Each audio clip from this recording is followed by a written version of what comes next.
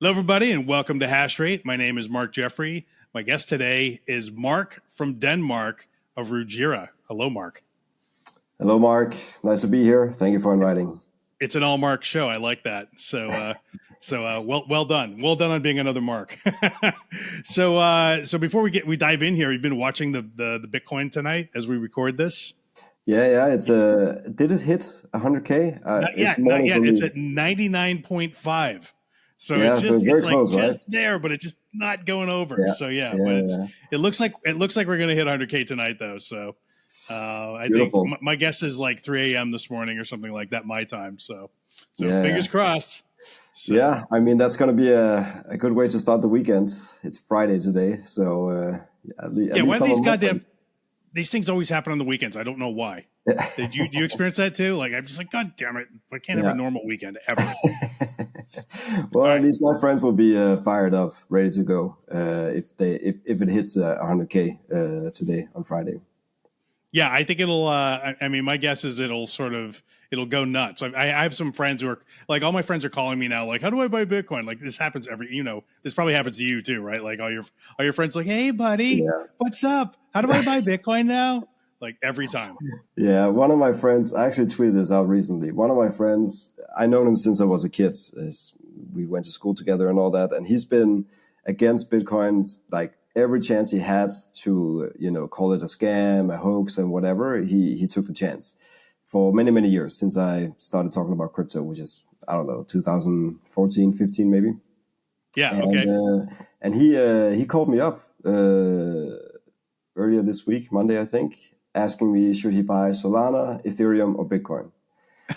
So I was like, okay, if you're bought in, then maybe it's time to take some chips off the table and cash in a bit, because that's usually one of the top signals. Top signal?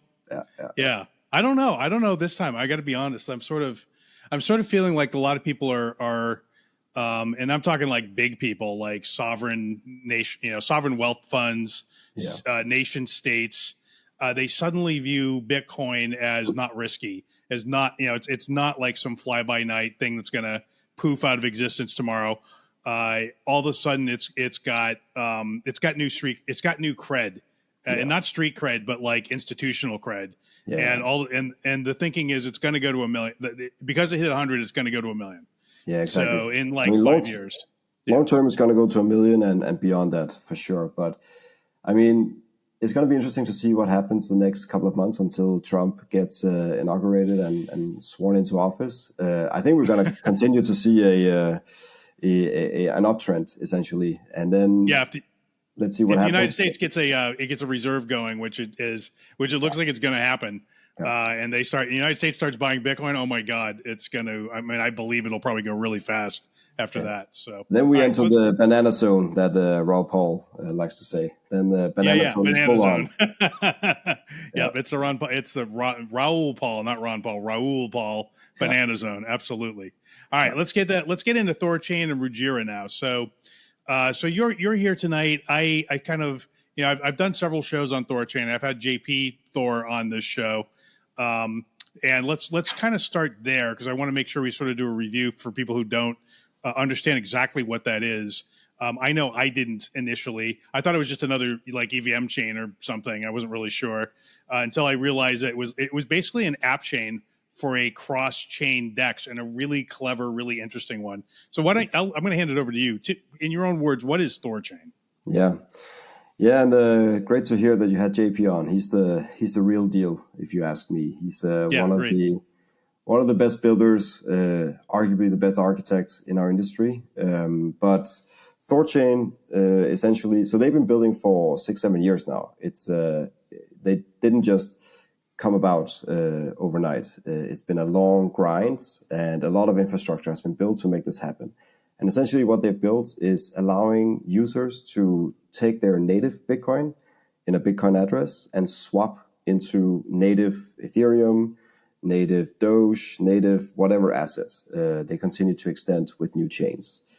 And the way they do that, as you alluded to just now, they have an app chain, a Cosmos chain, using the Cosmos SDK, for those people who are into all that. And normally in Cosmos, we call that an app chain. So you can build a certain application around your chain.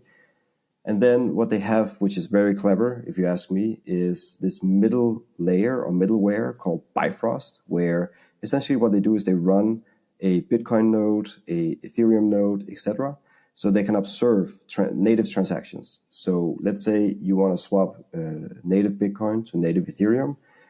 They will see the Bitcoin transaction from your Bitcoin wallet, and then it will observe that, do some Thorchain magic, if you will, for in the liquidity pools, doing as from Uniswap and other AMMs and DEXs. But all this is happening natively on chain. So it goes in, the native Bitcoin goes in via a Bitcoin Rune. Rune is the ticker for Thorchain. So that's the pool that it ends up trading in, and then over to the Rune ETH pool, and then out goes Ethereum to your Ethereum wallet. So there's let me stop you there, because there's a really important point buried in there. I want to make sure we get out in this show. This is what made it click for me. So Thorchain is effectively the engine, the flux capacitor, if you will, that powers the cross-chain DEX, and that's really what this thing is. And it does things native chain to native chain, as you said. Now, the liquidity pools in this cross-chain DEX straddle two chains. So in the Bitcoin universe, for example, there's a liquidity pool over in the Bitcoin node, right? So that's one half of the pool. The other half of the pool is on the Thor chain. And the other half of the pool is always Rune, the native token for Thorchain. So there's one, so that's the Bitcoin Rune Thorchain piece. And then on the other side, you have Ethereum over on the Ethereum chain as that part of, half the liquidity pool. And then the commensurate amount of Rune on the Thorchain for the Ethereum Rune pool, right? So they're always translating everything into Rune on the Thorchain. And so it's kind of like a two-hop thing every time you do a trade. And that is brilliant, because there's no bridging. There's no wrap tokens. Exactly. Because there's no bridge. There's no big giant pile of coins that some bad person can go and grab, right? So It's really, really clever and really secure, right? Okay. Anything you want to add to that?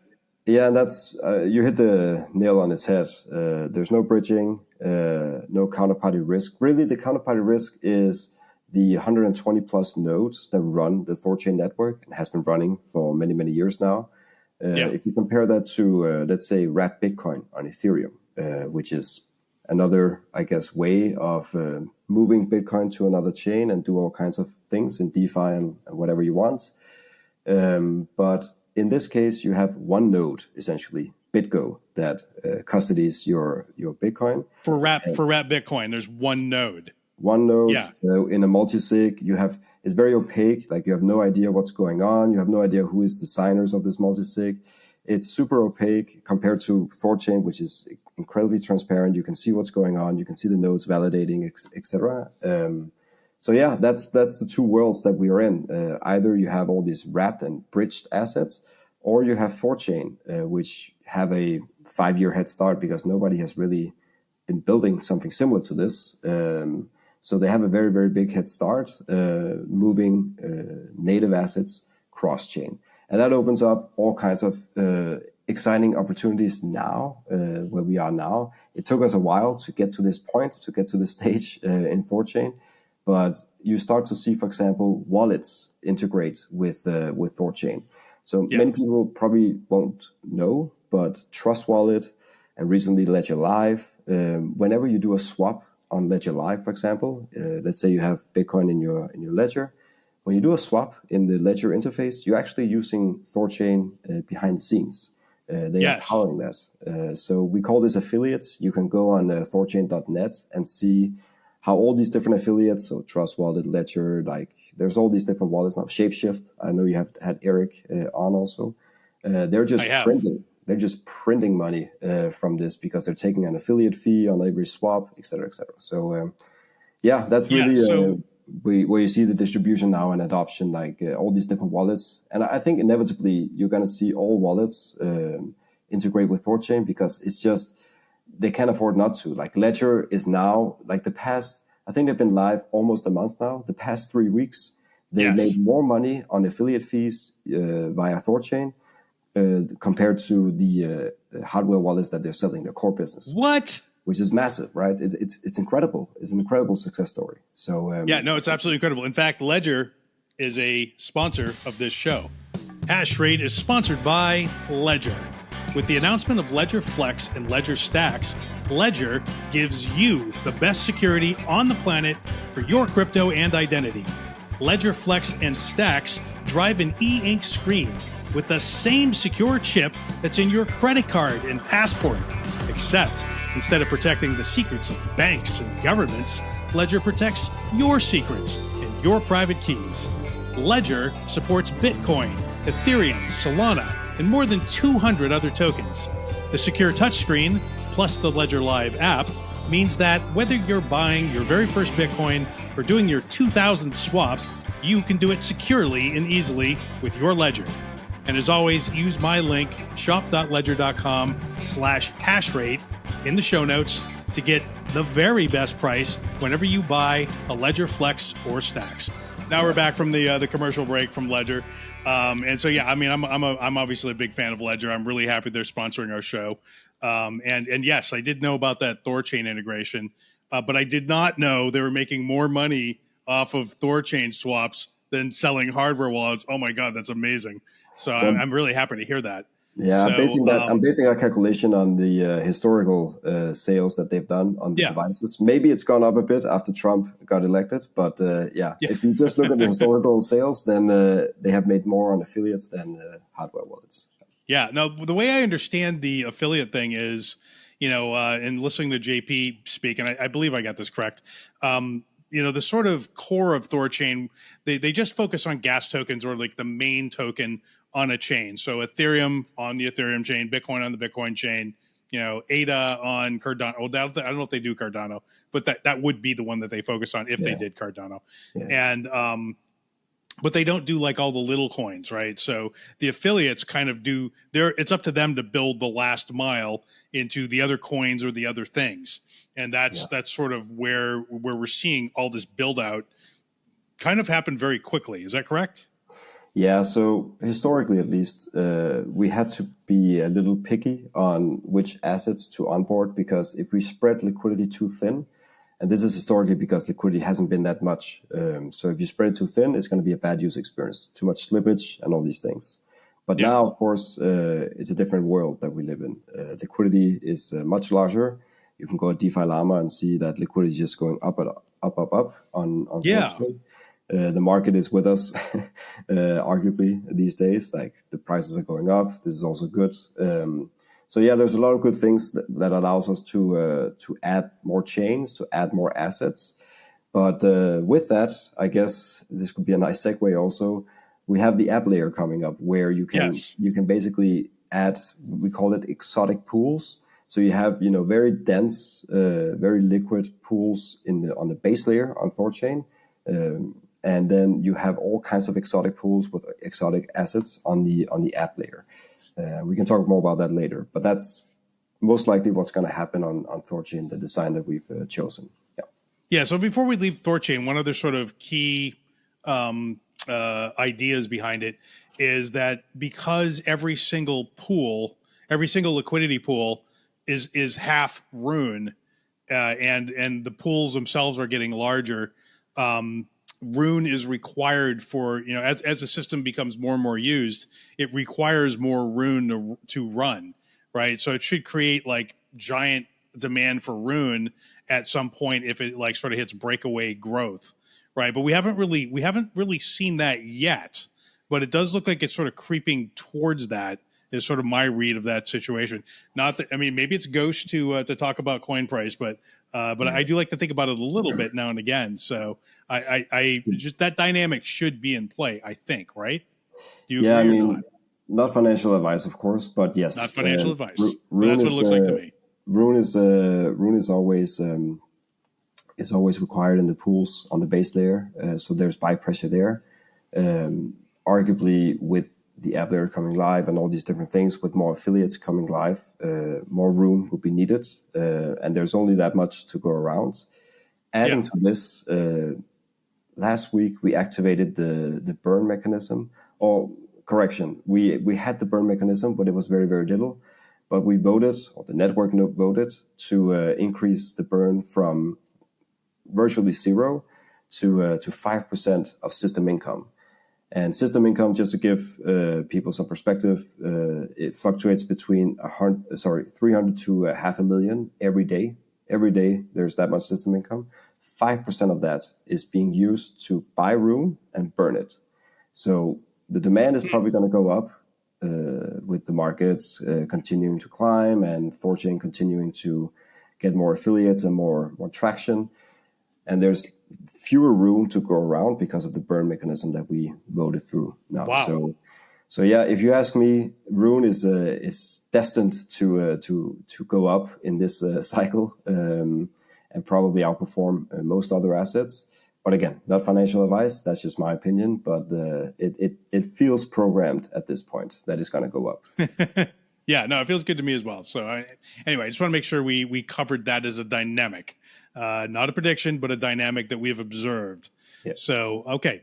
So let's talk a little bit now about Rujira and, kind of how it started and the I guess my understanding is the core idea behind it.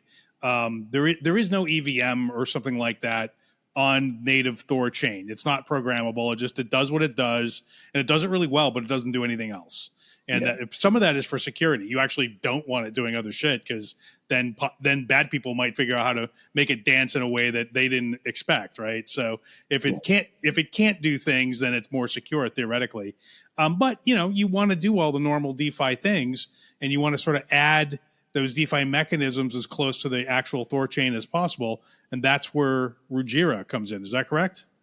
Correct. So historically, Thorchain has been in this sort of awkward trade-off between we wanted to do all the exciting DeFi stuff like lending and borrowing. We have savers, actually. We deployed that. But all these different exciting things that you see on other ecosystems. But at the same time, we see Thorchain as critical infrastructure. We want to become the liquidity layer that all chains can tap into and make use of. So it's a bit of a trade-off there, right? You're always going to have these battles like, how do you make it more secure, or to make sure that nothing happens to critical infrastructure, but also add all these exciting features, which inevitably will open up for attack vectors depending on the feature that you deploy. So that's actually where JP and I started working together. So I come from the Cosmos ecosystem. As I mentioned earlier, Thorchain is a Cosmos chain, and we just been chatting for quite some time now about enabling IBC. IBC is a messaging system on Cosmos where you can basically send assets seamlessly across different chains. So it's a bridging technology, but it's becoming the golden standard of moving assets around in crypto. So enable IBC and enable CosmWasm, which is basically the smart contract language like Solidity. On Ethereum, CosmWasm is the same for Cosmos chains, where you can deploy dApps and all kinds of applications on a Cosmos chain. So JP and I, we talked about this, and essentially we wanted to make sure like we could invest time and effort in upgrading Thorchain to have CosmWasm, to have IBC, but how do we make sure it's not an empty dance floor when we start? Like, there's no guarantees that developers will come and build. We have liquidity, we have a lot of things to offer, but there's no guarantees.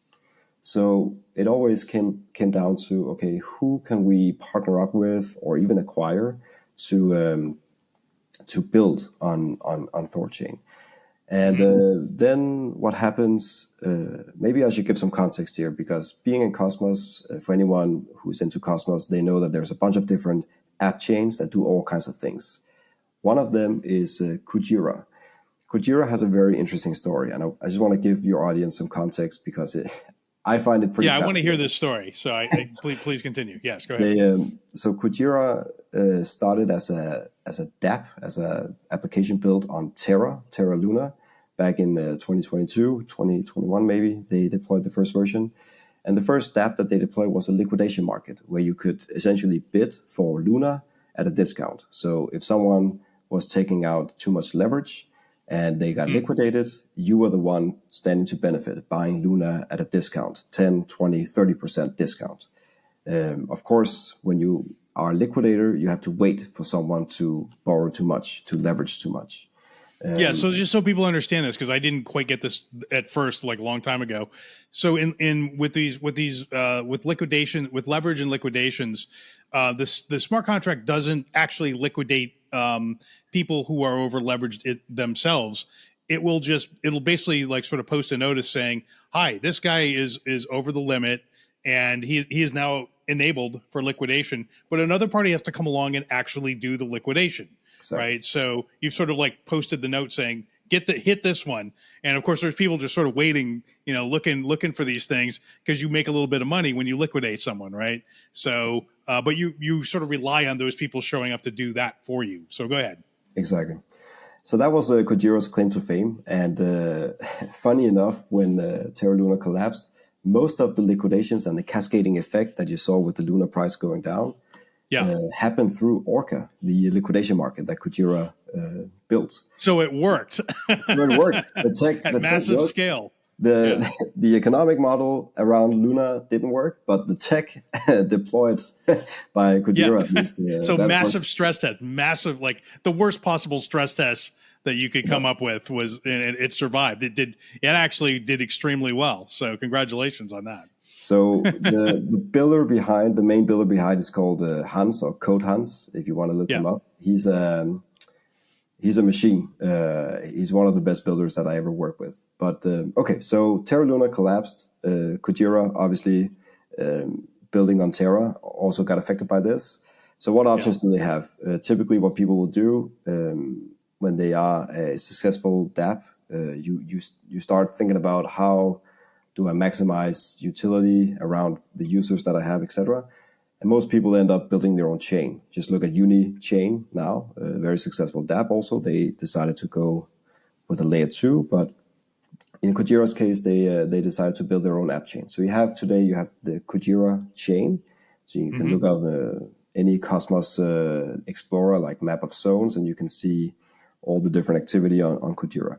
So they started with the liquidation market on Terra, but since they launched their own chain over the past 2-3 years now, they've built out a suite of DeFi products. So they have a lending market similar to Aave, where you can borrow and lend assets. Yep. They have an order book, like you know it from centralized exchanges. Is really well done, the product, where you can go in and create limit orders. You want to buy a certain asset at this price. They have a launch pad where you can launch a token. And that's really cool, actually. I've used that launchpad quite a few times because not only can you do a token sale, you can also immediately after the sale make it into a market on the order book DEX. So immediately it's almost like you create a business tomorrow and you IPO the next day when you do a token sale. It's a pretty cool, I think, breakthrough in terms of for entrepreneurs, etc. out there. So Launchpad, lending market, borrowing market. They also build their own wallet called Solar Wallet. So generally just, a full suite of DeFi products. So you never have to leave Kujira. And that's all. And so let me ask a question. So the Kujira chain, is it an EVM chain? Like, am I doing Solidity smart contracts here? No, so that's a Cosmos app chain. It's their own sovereign chain, and all the contracts, all the dApps are built with Cosmosm.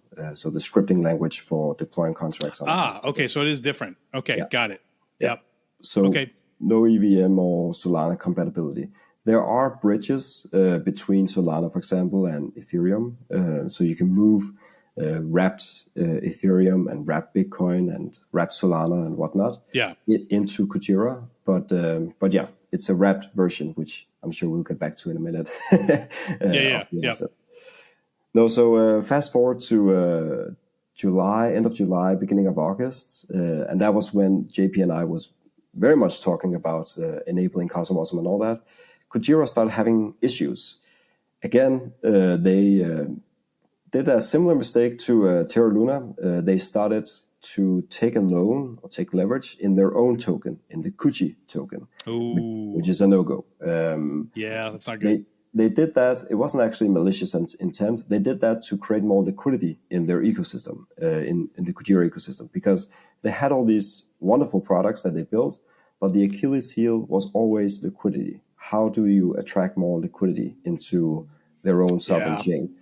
And it's not just a problem that Kujira has. Any sovereign chain has that issue. How do you attract more liquidity? So they were tempted to take leverage in their own token. That's a no-go. So obviously they felt the pain pretty quickly after when people realized that they've done that. People started shorting Kuji, selling Kuji. Like, you just saw the same cascading effect. Funny enough, in their liquidation market, again, came into play where you just saw Kuji getting liquidated. It worked great. The tech worked even great. On themselves. Yep. But again, the economic design wasn't...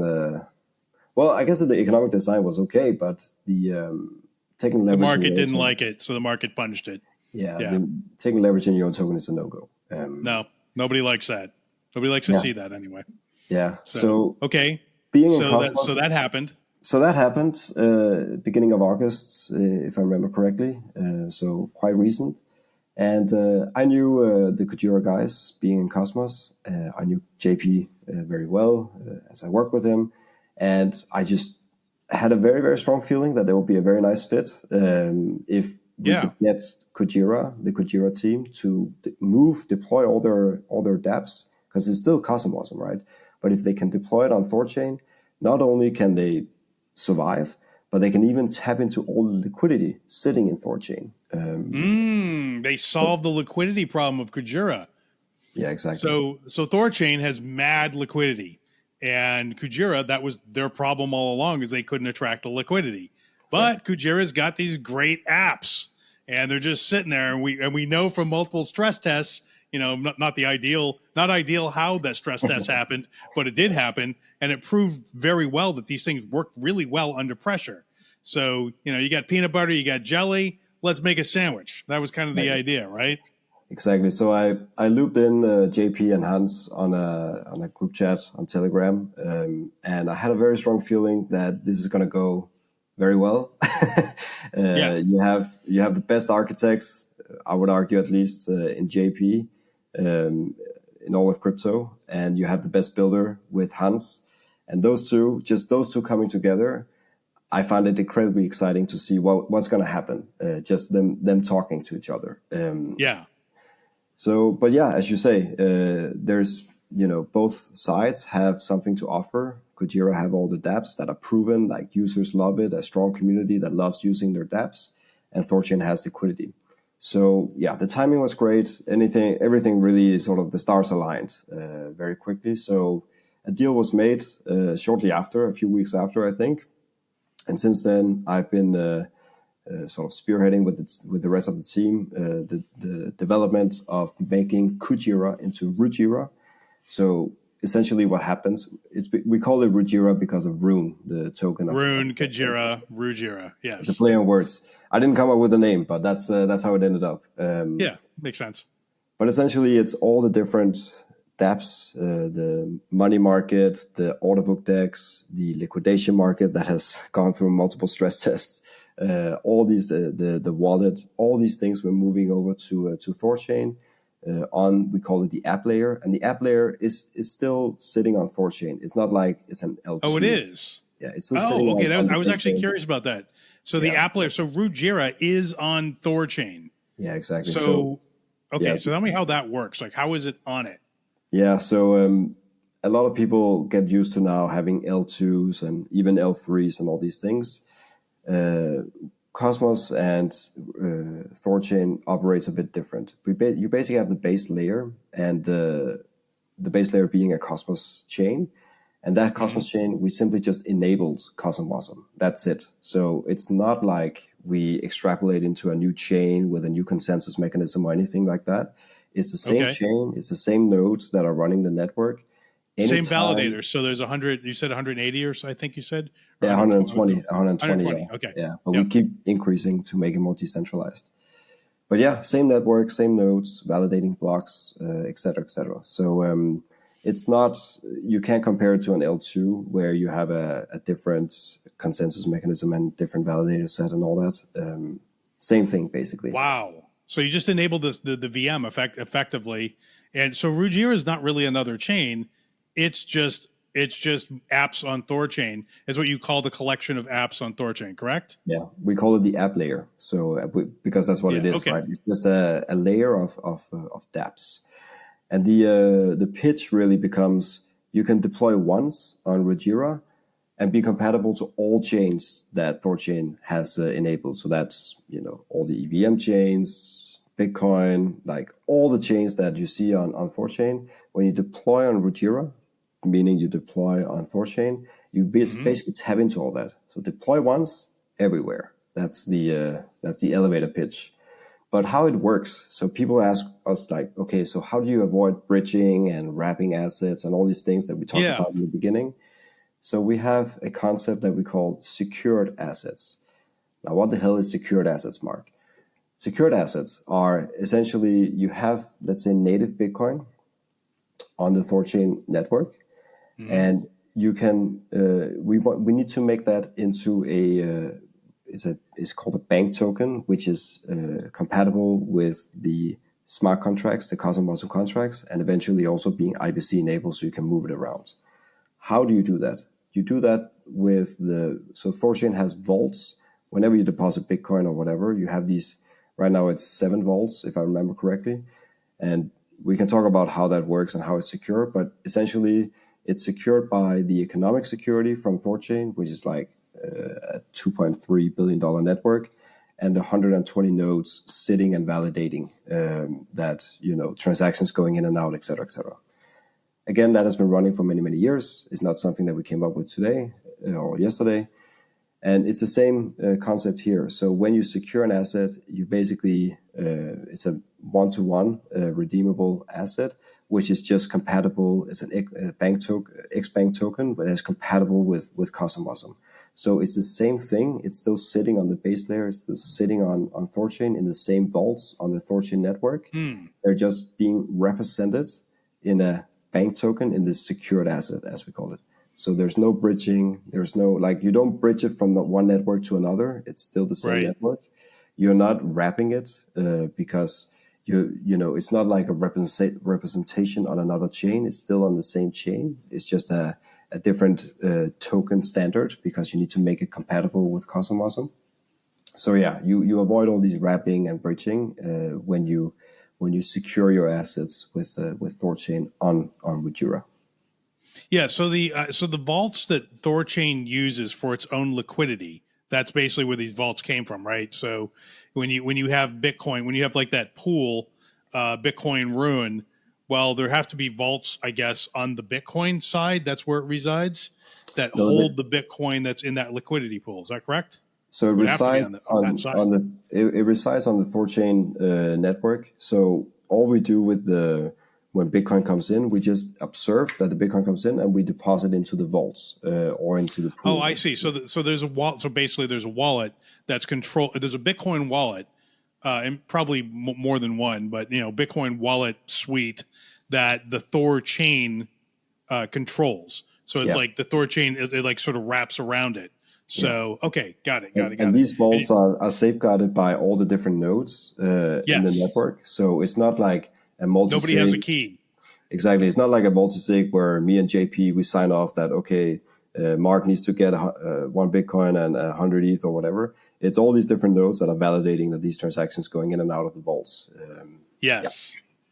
Yeah, so it takes a whole, probably some subset of the 120 validators, but basically that's who in aggregate holds the keys, and they have to come to consensus on whether a request to move things in or out of the vault is legitimate, which is a very blockchain way of doing things.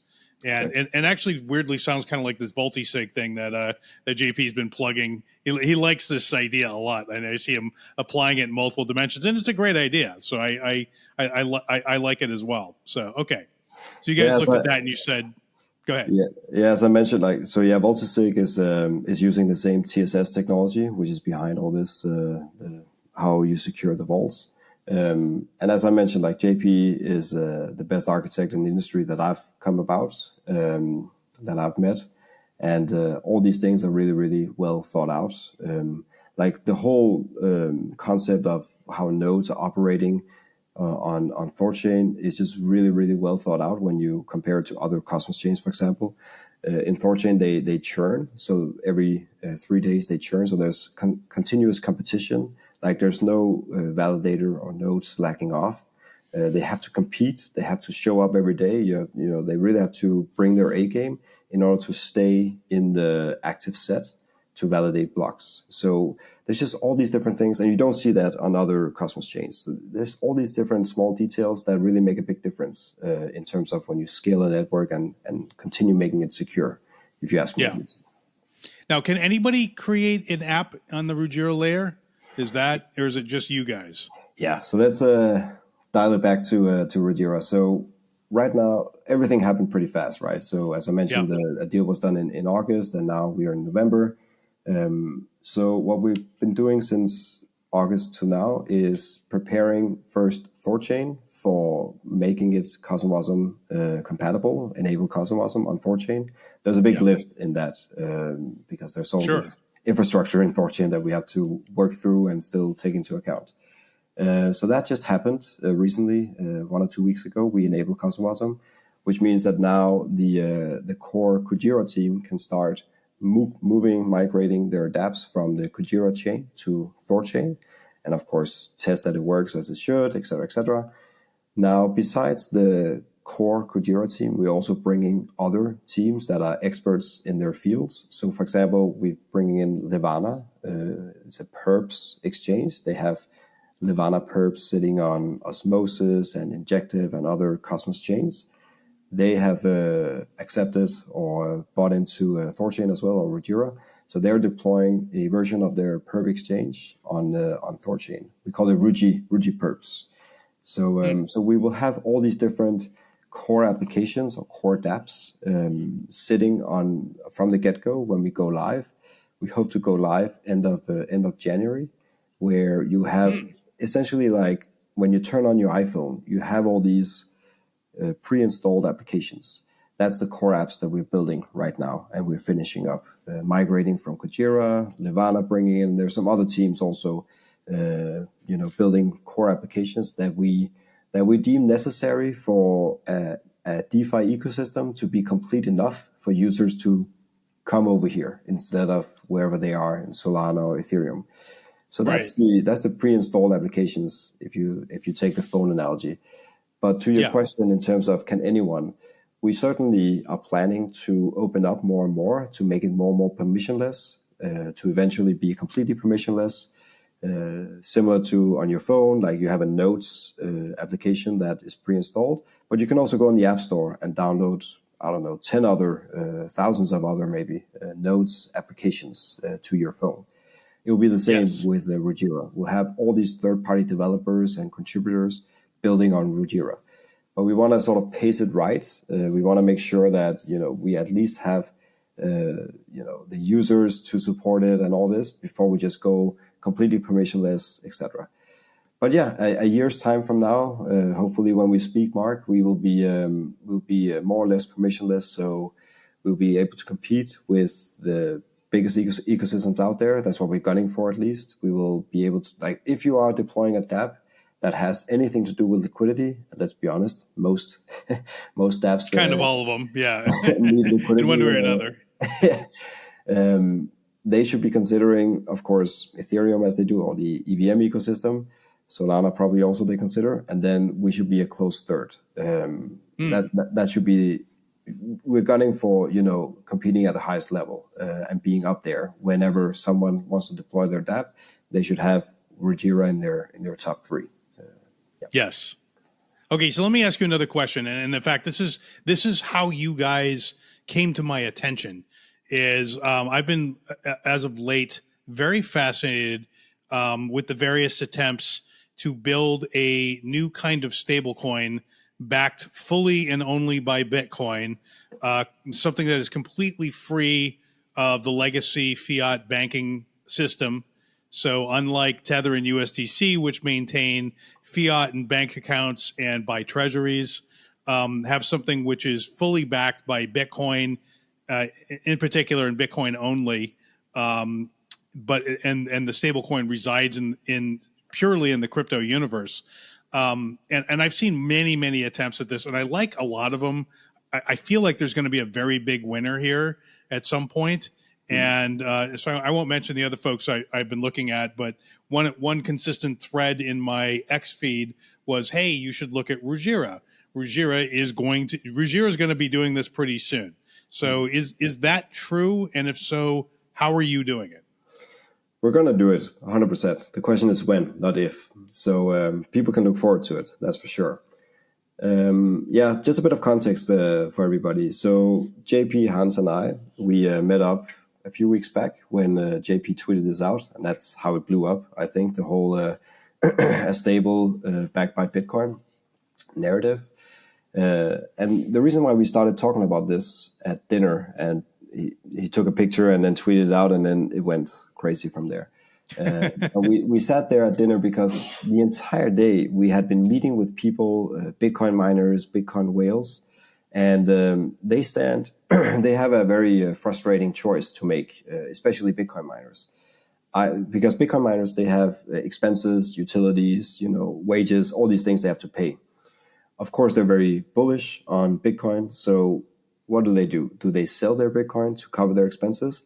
Or do they wrap their Bitcoin and put it on Ethereum, whatever, WBTC, and then take out a loan? Right. There's all these risks by wrapping it, like all these, as we talked about, it's very opaque. It's very difficult to assess what's the risk really for putting. And, a Bitcoin miner, they wouldn't be putting like 2 Bitcoins and take out a loan. It's big amounts, right? So it's a big thing. Like even the smallest risk from a custodial service that is wrapping their Bitcoin it could be super scary. Yeah, if you're them, because you're something like 1% of all Bitcoin is wrapped Bitcoin. So I guess that's the miners. I was like, who are these people? But I guess the miners, there's a large sector of them, like they have to do that. They have to either sell their Bitcoin or wrap it and get yield off of it and pay people using that or something. Take out a loan on Aave and pay their expenses.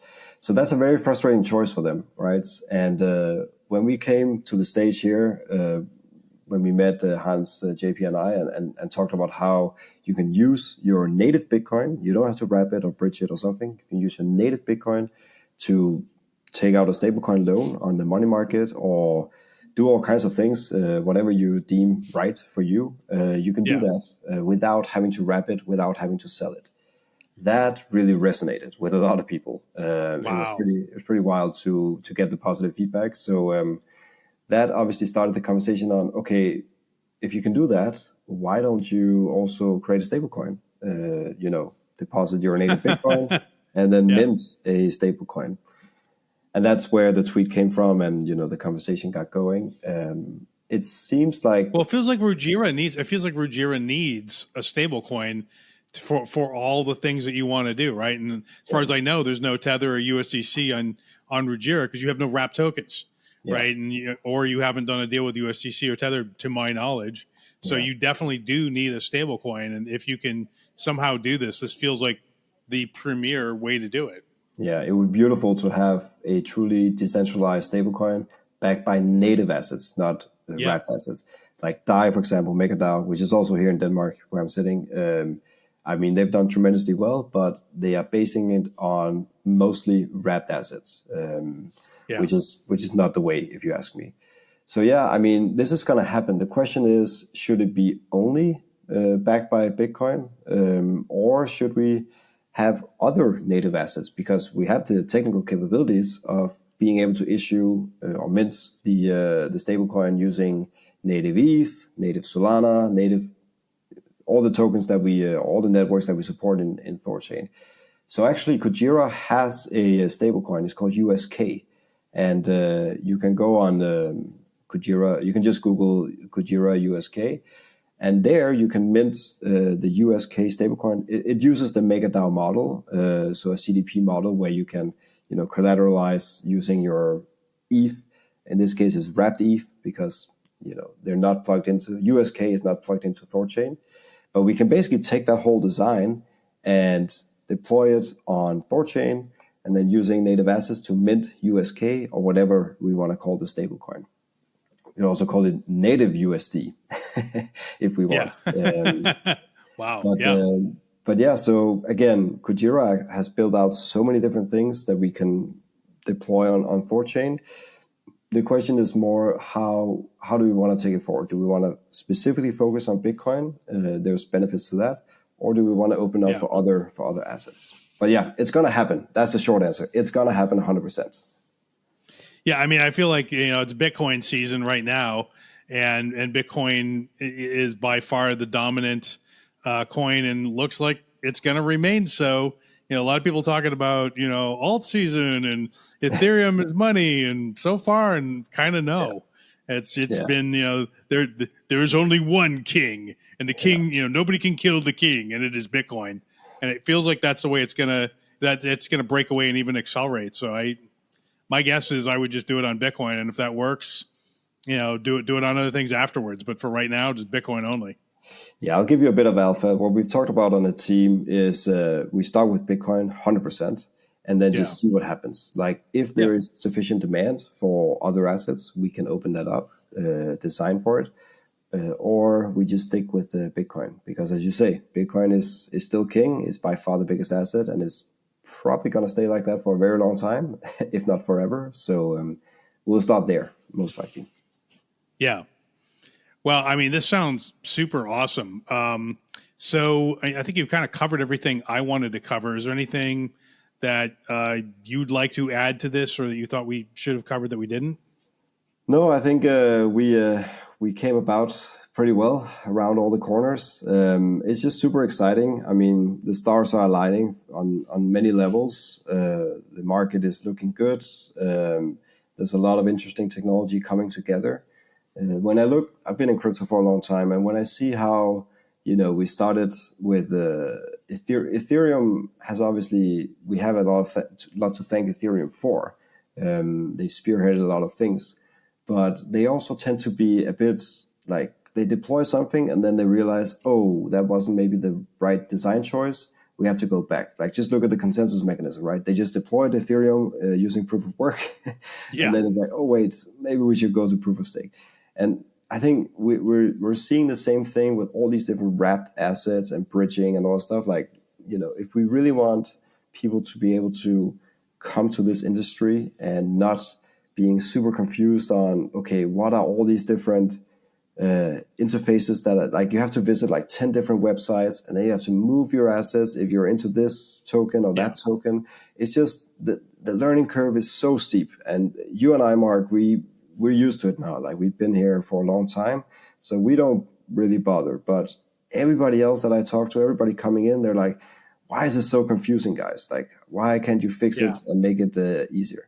And that's really what we are trying to do with Thorchain and Rujira. Like, one place you deploy, and you deploy on every single chain. One place to store your assets. You don't have to move to all these different ecosystem and bridging. You just secure your assets on Thorchain, and off you go. And then you have this interface that is very integrated. It feels like a decentralized Binance. That's the interface that we're gunning for. We have a top menu bar with all the different products, all the different things you can do. There's trading, all these trading products. There's all the lending and borrowing, earning products, like all these different things that from Binance. Oh my God, that'd be amazing. You just have it in one. That would be amazing. I want that. I would love that. You just have it in one interface. It's still decentralized, but it feels like being on Binance. And then you can do all the stuff that you want to do, as we know from DeFi and from Binance. So that's what we're gunning for, and we're looking forward to show everybody all the different products that we're building, because it is really coming together nicely, I think. Yeah, I can't wait to see it. Well, look, when you got stuff to show, give me a ring, because I'd love to have you come back, and we'll do demos and kind of look at things, because I'm excited. I hope you guys win, because I think this. I mean, I want to use this. What I've used of Thorchain so far. Once I figured out what it was and started using it through Shapeshift and some other things, I just was like, oh my God, how did I never know about this? Like, it is just, it's so awesome to be able to go between raw Bitcoin and other things on other chains, and then back again to raw Bitcoin. I mean, oh my God, that I don't have to deal with a centralized exchange ever again if I don't need to. So I mean, yeah, I love it. The best technology usually falls into the background, and Thorchain is that. But Thorchain has not gotten to the point where you had the interfaces to support falling into the background. It's starting to come with the affiliates, like Trust Wallet and all these. Like Thorchain just works in the background, but you don't have this unified interface, which, you know, it's going to be what the masses are looking for. Like, they don't want to go to 10 different websites or download 10 different wallets. They just want one place to do everything. And that's what we're doing. One ring to rule them all, as they say. Yeah, exactly. So yeah, that's what we're doing and what we're gunning for. And we can't wait to share with all of you what we've been cooking on. Well, I'm very excited about it. So Mark from Denmark, thank you once again for spending a little bit of time with us. I wish you the best of luck with Kujira, and I'm looking forward to using it myself. My name is Mark Jeffrey. This has been Hash Rate. We'll see you all next time.